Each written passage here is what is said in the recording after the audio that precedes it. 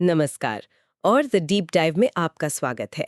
आज हम एक बहुत ही दिलचस्प और शायद थोड़ी अजीब सी गुत्थी सुलझाने वाले हैं, ज्योतिष और हमारे भोजन की आदतें।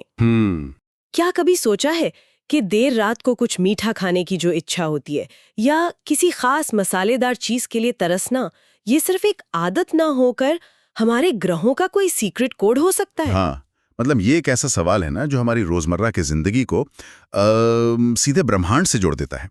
हम अक्सर यही मानते हैं कि हमारा स्वाद हमारी परवरिश या संस्कृति के देन है। सही। लेकिन क्या हो अगर हमारी जो टेस्ट बड्स हैं वो भी ग्रहों की चाल से जुड़ी हों? ये विचार ही अपने आप में बहुत आकर्षक है। बिल्कुल। हमारे पास एक लेख है जो इसी विचार की गहराई में उतरता है।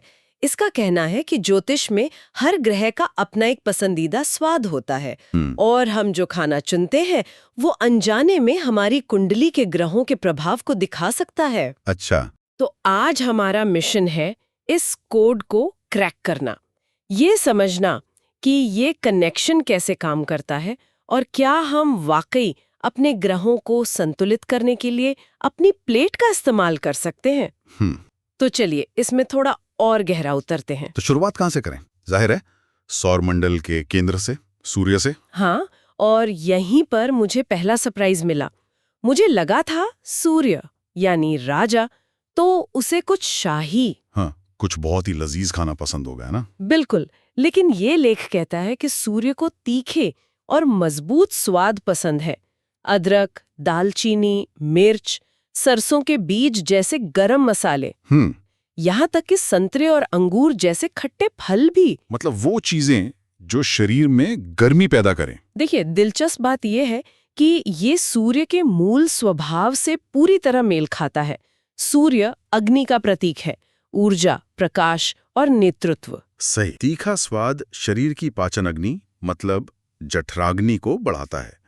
यह शरीर में वैसी ही ऊर्जा और गर्मी पैदा करता है जैसे सूर्य पूरे सौरमंडल को देता है। तो यह स्वाद सूर्य की ऊर्जा का एक सीधा प्रतिबिंब है, परिष्कृत और शक्तिशाली। तो क्या इसका मतलब ये हो सकता है कि जिन लोगों की कुंडली में सूर्य का प्रभाव मजबूत होता है, जैसे मान लीजिए कोई राजनेता या सीईओ, उनमें स्वाभाविक रूप से तीखा खाना पसंद करने की प्रवृत्ति ज्यादा हो सकती है? इसकी पूरी संभावना है।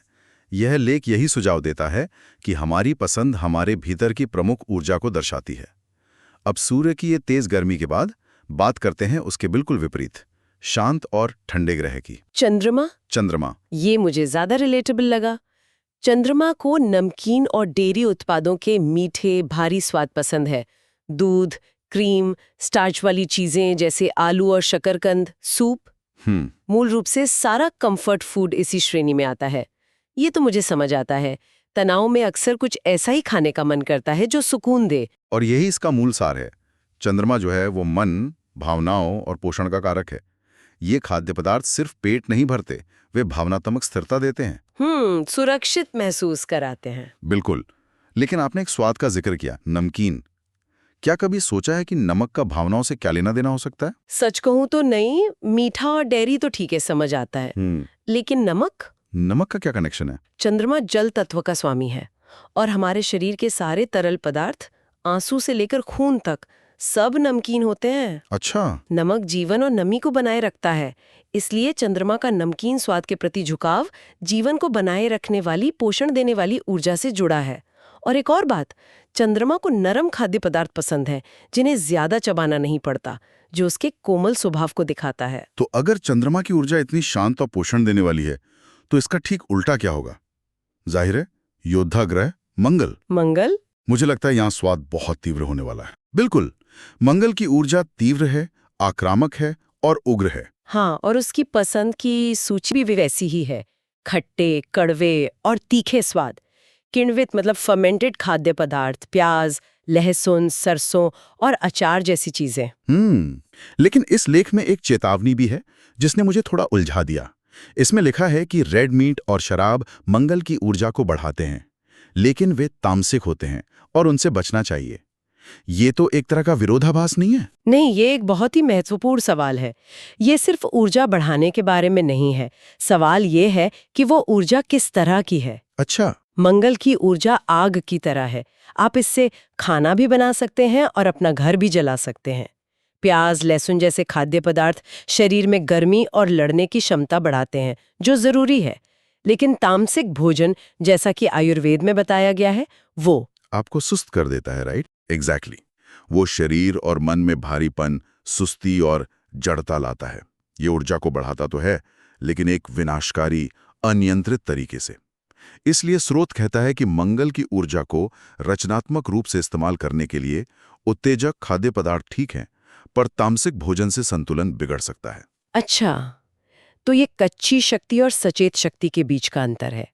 मंगल की इस इंटेंस गर्मी के बाद दिमाग को ठंडा करने की जरूरत पड़ती होगी, और शायद इसीलिए अगला ग्रह बुध बिल्कुल अलग तरह के स्वाद पसंद करता है। आपने बिल्कुल सही कनेक्शन बनाया। बुध बुद्धि, संचार और नर्वस सिस्टम का ग्रह है। वो एक सुपर कंप्यूटर की तरह है। जिससे ठंडा रहना है। हाँ, जिससे ठंडा और कुशल रहने की जरूरत है। और उसकी पसंद की सूची भी यही बताती है। बुध को कसैले यानी एस्ट्रिंजेंट स्वाद पसंद है। इसमें अजवाइन, पत्ता गोभी, ब्रोकली और सलाद जैसी कच्ची सब्जियां शामिल हैं। फलों में अनार, केला और सेब। ये सब कुछ बहुत सात्विक और हल्का लगता है। पुदीना और सौंफ जैसे शांत करने वाले तेल भी इसी से जुड़े हैं। लेख में इसके पीछे एक बहुत अच्छी उपमा दी गई है। जैसे एक कंप्यूटर को ठंडा रखने के लिए कूलिंग फैन की जरूरत होती है, वैसे ही बुध की तेज विचार प्रक्रिया को शांत रखने के लिए इन ठंडी तासीर वाले खाद्य पदार्थों की जरूरत होती है। कसैला स्वाद शरीर में हल्कापन लाता है, जो मानसिक स्पष्टता में मदद करता है। ये विचारों के ओवरहीटिंग को रोकता है। ये दिलचस्प है, क्योंकि ये सारी सब्जियां वही हैं जिन्हें आज का विज्ञान भी ब्रेन फूड या कम से कम बहुत हेल्दी तो मानता ही है। सही। तो अगर बुध दिमाग का प्रोसेसर है, तो बृहस्पति उसका हार्ड ड्राइव होना चाहिए। ज्ञान, विस्तार और प्रचुरता का ग्रह। एक बेहतरीन तुलना। बृहस्पति हर चीज को बड़ा करता है, ज्ञान, अवसर और हाँ, शरीर भी। और उसकी पसंद भी यही दर्शाती है। बृहस्पति को स्वाभाविक रूप से तेलिए और मीठे स्वाद पसंद है। मक्खन, घी, तिल का तेल, मेवे और बीज, तेल के साथ पके हुए गेहूं, जई और चावल जैसे अनाज। ये सब कुछ बहुत पौष्टिक और शरीर को बनाने वाला लगता है। यहाँ एक गहरा दृष्टिकोण है। बृहस्पति से जुड़े खाद्य पदार्थ सिर्फ पेट नहीं भरते, वे शरीर को बड़ा और समृद्ध बनाते हैं। ठीक वैसे ही जैसे बृहस्पति हमारे जीवन में ज्ञान और अवसरों का विस्तार करता है। वाह! ये शरीर के स्तर पर सौभाग्य और प्रचुरता का निर्माण करने जैसा है। ये खाद्य पदार्थ शरीर को मजबूती और स्थिरता देते हैं, जो बड़े काम करने के लिए जरूरी हैं। वाह, ये सोचने का एक बिल्कुल नया तरीका है। मतलब घी या मेवे खाना सिर्फ कैलोरी लेना नहीं है, बल्कि अपने जीवन में प्रचुरता को आमंत्रित करना है। बृहस्पति की इस प्रचुरता और शुक्र की विलासिता में एक बहुत पतली सी रेखा है ना? हाँ, और वो रेखा अक्सर पार हो जाती है। शुक्र प्रेम, सौंदर्य, आनंद और विलासिता का ग्रह है। और जैसा कि अंदाजा लगाया जा सकता है, उसे मीठा स्वाद पसंद है। चीनी, शहद, गुड़, कैंडी, चॉकलेट, खजूर, अंजीर, आम जैसे मीठे फल, यहाँ तक कि तुलसी, केसर और वेनिला जैसे सुगंधित मसाले भी शुक्र से जुड़े हैं। लेकिन ये सूची एक खतरे की घंटी की तरह लगती है। हाँ। लेख चेतावनी देता है कि इन खाद्य पदार्थों में अत्यधिक लिप्त होना बहुत आसान है, जो शुक्र की व्यसनकारी प्रवृत्तियों से जुड़ा है। और ये शुक्र की दोहरी प्रकृति को दिखाता है। शुक्र हमें जीवन का आनंद लेना सिखाता है, लेकिन संतुलन के बिना वही आनंद लत बन सकता है। सही। मीठा स्वाद हमें तुरंत खुशी देता है, लेकिन इसकी अधिकता स्वास्थ्य के लिए हानिकारक है। ये एक बेहतरीन उदाहरण है कि कैसे हर ग्रह का प्रभाव पॉजिटिव और नेगेटिव दोनों हो सकता है। यह हमें संतुलन के महत्व की याद दिलाता है। शुक्र के इस मीठे जाल से निकलने का रास्ता शायद अगला ग्रह दिखाता है, शनि, जो अनुशासन, संयम और वास्तविकता का प्रतीक है। बिल्कुल। शनि हमें सीमाएं और संरचना सिखाता है।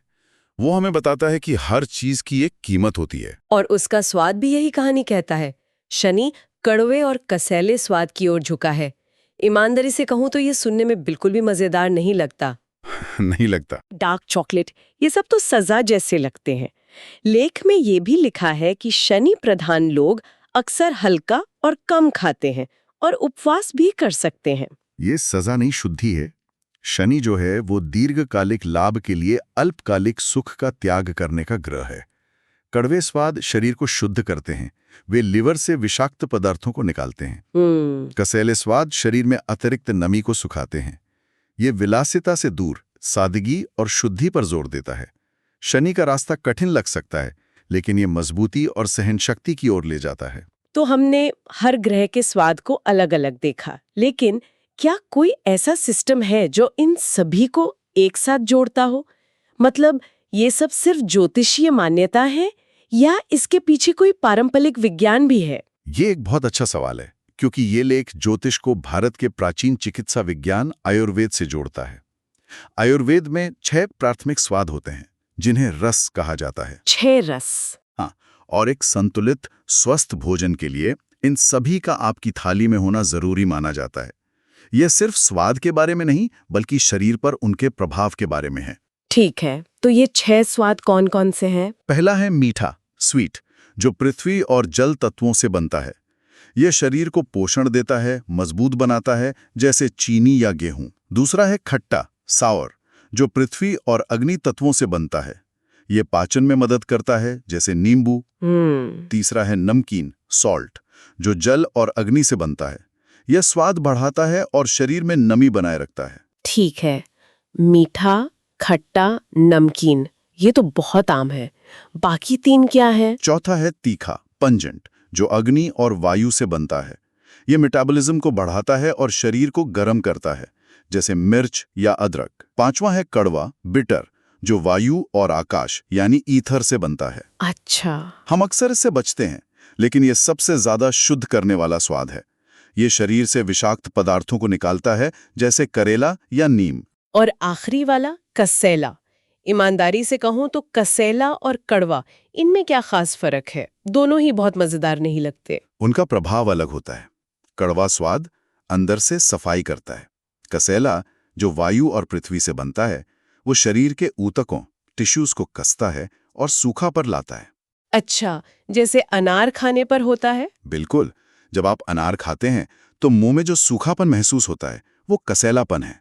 ये रक्त स्राव को रोकने और घाव भरने में मदद करता है। तो आयुर्वेद के अनुसार ये सभी 6 स्वाद हमारी थाली में थोड़ी थोड़ी मात्रा में होने चाहिए, ताकि शरीर संतुलित रहे। हाँ, ताकि शरीर को पूर्ण पोषण मिले और तीनों दोष, वात, पित्त, कफ, संतुलित रहें। तो ये सब जानने के बाद एक आम इंसान इसका क्या करे? क्या हमें अपनी जन्म पत्री निकालकर अपना मेन्यू बनाना चाहिए? ये थोड़ा ज्यादा नहीं हो जाएगा? नहीं, इतना जटिल होने की जरूरत नहीं है। इसका व्यावहारिक उपयोग बहुत सरल और सहज है। ये हमें माइंडफुल ईटिंग या सचेत होकर खाने के लिए प्रेरित करता है। अपनी क्रेविंग्स पर ध्यान दें। क्या आप हमेशा मीठा खाना चाहते हैं? शायद आपके जीवन में शुक्र की ऊर्जा, आनंद और प्यार की कमी है, या हो सकता है कि वो असंतुलित हो। अच्छा। क्या आप हमेशा मसालेदार खाना चाहते हैं? शायद आपको अपने जीवन में अधिक ऊर्जा और ड्राइव की जरूरत है, जो सूर्य या मंगल से आती है। तो ये एक तरह का डायग्नोस्टिक टूल है, अपनी खाने की आदतों को देखकर अपने भीतर की जरूरतों को समझना। बिल्कुल, और ये उपाय भी सुझाता है। अगर आपको लगता है कि आपकी कुंडली में कोई ग्रह कमजोर है या आप जीवन के किसी क्षेत्र में संघर्ष कर रहे हैं, तो आप सचेत रूप से उस ग्रह से जुड़े स्वादों को अपने आहार में शामिल कर सकते हैं। मतलब ये ज्योतिषीय उपाय को खाने की मेज पर ले आता है? हाँ बिल्कुल, ये ज्योतिष को किसी रहस्यमयी चीज से निकालकर एक व्यक्तिगत रोजमर्रा का अभ्यास बना देता है। ये विचार तो वाकई बहुत आकर्षक है। ये ज्योतिष को हमारी प्लेट का हिस्सा बना देता है। तो आज की हमारी चर्चा को अगर संक्षेप में देखें तो हमने कुछ मुख्य बातें सीखी। पहली, हर ग्रह का एक पसंदीदा स्वाद होता है जो उसके स्वभाव को दर्शाता है। सूर्य का तीखापन, चंद्रमा का सुकून देने वाला स्वाद, और शनि का अनुशासित कड़वापन। दूसरी बात, ये स्वाद सिर्फ मनगढ़ंत नहीं है, बल्कि आयुर्वेद के 6 रसों और 5 तत्वों के प्राचीन विज्ञान से जुड़े हैं, जो समग्र स्वास्थ्य के लिए महत्वपूर्ण है। सही।